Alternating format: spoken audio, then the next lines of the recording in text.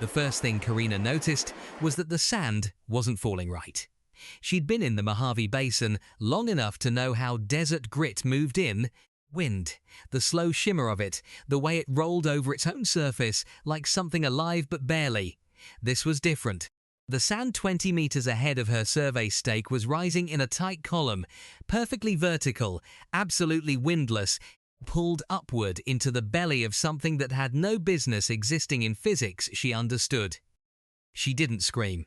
She pressed her body flat behind the rock shelf and watched. It was big, not aircraft big, not the elongated cigar shapes that every conspiracy forum had burned into popular imagination. It was wide and low, the shape of a flattened hand pressing down on the desert, and its surface didn't reflect light so much as absorb it selectively. Matte in places, then briefly sickly iridescent, like the skin of something that had evolved in the dark. The sand rose into it in a thin stream. Below, the ground was being stripped to pale caliche. Whatever they were taking, they were thorough. Karina had a satellite phone that was currently inside her truck. A quarter-mile back, on the far side of the exclusion marker, she had a legitimate She had a geology hammer on her belt. She had 4 other people with her, none of whom were soldiers. She pressed her back against the rock and waited for her breathing to slow to something she could manage. 32 years old, 7 years doing mineral survey work in restricted federal zones. She'd been buzzed by classified drones, chased by base security in unmarked vehicles, had her equipment confiscated twice, and her permit questioned every single time she filed for renewal. None of that had prepared her for the particular quality of silence that surrounded the thing in the valley below. It wasn't quiet the way the desert got quiet at night. It was quiet the way a room gets quiet after someone very large walks in. She heard footsteps behind her, careful, slow, trying to be quiet and failing. "Karina!" Jesse's voice barely a whisper. He was 24. Her crew's sample runner, a grad student who wore a hat with an actual feather tucked into the band, which had struck her as absurd when she hired him, and struck her now, with alien machinery stripping the Earth 40 meters away. Somehow, exactly right. Some people dressed for the situation they wanted. "Karina, I can see it from back there." "I know. That is not a drone." "I know. Logan's losing it a little. Tell him to sit down and be quiet. He already sat down. He's just doing it loudly." She looked back. Logan, older, the team's equipment lead, a man who believed firmly in the existence of extraterrestrial life and had spent 20 years talking about it at dinner parties, was sitting in the dust with his knees pulled up, staring at the valley with an expression that had moved past fear into something that looked almost like grief. Desmond crouched next to him, hand on his arm, saying nothing. Isabel, the youngest, had her phone out. "Isabel," Karina said very quietly, very clearly, "put the phone down." "I'm trying to get a signal." "There's no signal." "Put it away." "How do you know there's no signal?" "Because they're here. Whatever they're doing to the ground, they're doing it to signals too." "Put the phone away before they notice the attempt." Isabel lowered the phone. She was 21. She'd signed on for a 6-week survey contract and was earning $12 an hour plus mileage. None of them had signed on for this. Karina looked back at the valley. The vessel had shifted slightly, just a few degrees of rotation. The way a person turns their head to catch a sound. She felt her stomach clench. She did not move. She made herself breathe through her nose, slow and even, the way her father had taught her when she was 9, and they'd been caught in the open during a flash flood, and he'd said the most dangerous thing you can do is panic, because panic makes decisions for you, and panic has never once made a good one. The vessel settled. The stat stream continued. She counted 60 seconds in her head. Then she heard what Logan would later describe as a bass note that wasn't a sound, so much as a vibration that moved through the rock under them and up through their bones. Not painful, not quite, but deeply wrong. Kind of frequency that mammals haven't needed to fear for 60 million years, and have therefore entirely forgotten, encoded somewhere below language in the part of the nervous system that still remembered what it felt like to be small and soft and surrounded by things that ate you. Movement, Jessie breathed. She saw them. They came from the near side of the vessel, not out of a visible hatch, but through a seam in the hull that simply parted and resealed. 3 of them. She later tried to describe the Keth to a federal debriefer who had a prepared checklist, and the checklist was wrong in every particular. They weren't reptilian exactly. It was more that their biology had arrived at a similar solution set from a completely different starting point.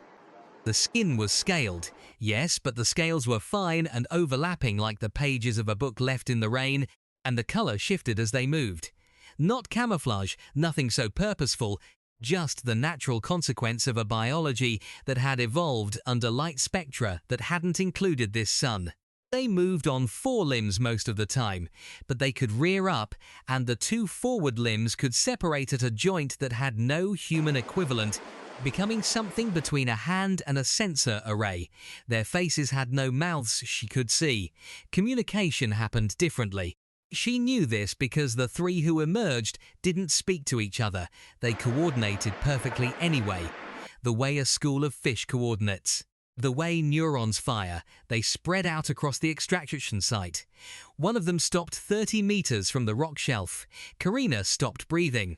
Keth's sensor array opened. She could hear it, the dry papery unfurling of it like a moth emerging. It swept the space in a quarter arc. Stopped on the rock shelf, held. Then something moved in Karina's peripheral vision. Logan, slowly, carefully reaching into his vest pocket, pulling out his phone. He was pulling out his phone to take a picture. 30 years of dinner party theories coming due all at once. Desperate mammalian impulse to document, to prove, to finally be right. And she understood it completely, and it was going to get them all killed. And she had half a second to make a decision. She grabbed a chunk of caliche off the ground beside her hand and threw it, hard and flat, 30 feet to the left. It cracked off a boulder. Keth's sensor array snapped to the sound, all 3 of them oriented to it with that uncanny collective precision. Logan's hand dropped. The phone went back into his pocket. The Keth held their position for 20 seconds. Then, apparently satisfied, they returned to the extraction perimeter. Karina let herself breathe. "We need to get to the truck," she said, mouthing it almost soundlessly to Jessie. He nodded. He gestured at the others. One by one, in the low scrubby shadow of the rock shelf, they started moving. They made it maybe 50 meters before Karina heard the bass note again. This time it wasn't registering in her bones. It was registering in her ears. They'd been noticed. She didn't know how. Maybe the phone attempt had registered as a signal emission. Maybe the Keth sensor range was wider than she'd calculated. Maybe they'd simply completed whatever they came to do and had run a last sweep before. Departure. Didn't matter. Run, she said, full voice now. They ran. The truck was a white Ford F-250 with a cracked taillight and a busted AC. Compressor and 300,000 miles on it. And Karina had never loved it more than she did at this moment. She hit the driver's door at a dead sprint and had the key in the ignition before anyone else was fully inside. The engine turned and caught, and she had it moving before the door was fully closed. Leaving the exclusion zone on a dirt road that wasn't rated for the speed she was driving it at, and the rock and scrub hammered the undercarriage, and Jessie was trying to get his seatbelt on, and Logan was looking out the rear window and saying something that wasn't words anymore, just sound. "Are they following?" Desmond said. "Yes," Logan said. Karina looked in the mirror. Not the vessel, something smaller. A secondary craft she hadn't seen detach from the main hull, roughly the size of a van, moving at a speed that made the truck feel stationary. It wasn't gaining on them fast. It was gaining on them with a kind of indifferent patience, the way a tide comes in. "They're not trying to catch us," Isabel said, and she said it in a voice that was very calm and very young and very right. "They're moving us. They're moving us somewhere." Karina saw it. She'd been watching the road ahead and hadn't registered it immediately. Now she did. The exclusion zone's far fence line, 12 feet of chain link with federal signage. Beyond it, the road that became a county highway, and then a state route, and then the rest of the world. The gate in the fence was controlled. Gate was closed. They were being herded to the gate. Whatever was on the other side of the gate, they were meant to arrive at it. She stopped the truck. Everyone looked at her. "If we go through that gate," she said. "Never talk about this to anyone who isn't already in a room with us. We become a loose end in a place where loose ends get processed." She was thinking clearly. She'd been thinking clearly the whole time, and she was grateful for it in a distant way. Part of her brain that wasn't planning, still capable of noticing small things. They want us contained. They don't want us dead yet. Not here. Not where the truck's GPS has a record of being. "So what do we do?" Desmond said. She put the truck in reverse. "We go back in." Jessie made a sound. "I know," she said, "but I need you to listen. The extraction site, what they were pulling out of the ground. Whatever mineral or substrate or information they were mining, they'd been there long enough to strip it to Kalish. That's a finished operation. When an operation is finished, you don't leave the equipment running." "You think the ship is still there," Logan said. He had stopped shaking. He was the person she'd expected to fall apart, and he hadn't, which was the thing about people. They kept not being what you expected when it mattered. "I think the ship was there for a purpose. The purpose is complete. They're not going to want to maintain a presence. Every second that vessel is on the ground is a second that ground-based radar or satellite or some amateur astronomer with a telephoto lens increases. In statistical probability, they want to leave. We are the reason they haven't left yet." "Because we're witnesses," Isabel said. "Because we're witnesses who are currently loose. We become contained witnesses." She gestured at the gate. "And then we become a solved problem." She turned the truck around. "We become unsolvable instead." She drove them back through the exclusion zone. The secondary craft pulled up alongside them, close enough that she could see its surface detail. The same matte iridescent quality as the main vessel, no visible windows, no visible weapons, and paced them, not intercepting, watching. She had one idea, and it was not a good idea in the way that safe ideas were good ideas, but it had logic to it, which was the best she could do. The extraction site was exactly as they'd left it, which meant the main vessel was still there, still low, still pressing down on the pale stripped earth, up close. And she was much closer than she'd planned to be. She could see the seams in its hull. The way they breathed, open close. The craft was not, she realized, a rigid shell. It was partly organic, partly alive. She stopped the truck 30 meters from the hull. She got out. Jessie said her name, and she held up one hand and kept walking. The secondary craft had stopped 20 meters behind her. She could feel the bass note in her feet through the ground, resonant, inquiring. She walked until she was 10 meters from the main hull and stopped. She had the geology hammer in her hand. She wasn't going to use it. The hammer was not the point. The hammer was a prop in a communication she was attempting to make in a language she didn't speak, to an intelligence she didn't understand, about a concept she could only hope was universal. She held the hammer up. She set it down on the ground. She stepped back. She held up her empty hands. The vessel was quiet. The bass note continued. Then she reached into her breast pocket and took out the folded photograph she always carried. It was creased down the middle and sun-faded at the corners. Her and her sister at the Grand Canyon, both of them, squinting into the afternoon light, laughing at something someone off-camera had said. She didn't know why she carried it. She'd carried for 4 years and she had never needed it for anything. She held it up with both hands, facing it toward the hull. She didn't know what she was trying to say. Maybe we have people. Maybe we are the kind of thing that keeps pictures of other things it loves. Maybe. You are sophisticated enough to have built that vessel, and we are sophisticated enough to know what it means when you meet something that keeps pictures, and you know it means you cannot simply erase us and call the problem solved, because problems that love things do not stay solved. Bass note changed pitch. She felt it in her back teeth. She stood there. From the truck, Jessie was watching. Desmond had gotten out. Logan had his phone out again, and this time nobody stopped him. Because the moment had moved past the point where pictures mattered.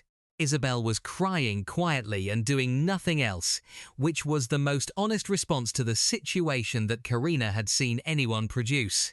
The seam in the hull opened. One Keth came through, just one. It moved toward her and stopped at 5 meters. It reared up. The sensor array opened and it swept her at close range. That papery unfurling moving across her face, her hands, the photograph. It held on the photograph for a long time. She didn't move. The Keth made no sound she could hear.